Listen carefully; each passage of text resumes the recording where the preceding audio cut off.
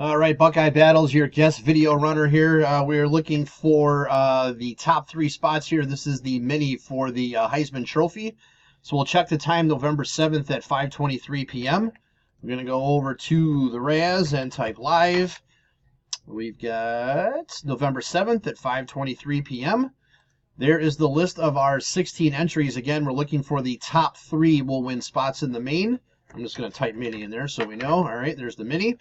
All right, so we need a dice roll of 5 or higher. There is 8.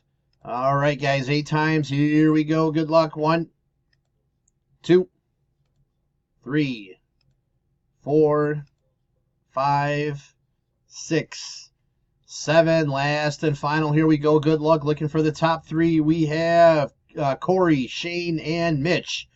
So that is it. There is our verification code, our timestamp, November 7th, 5:23 p.m.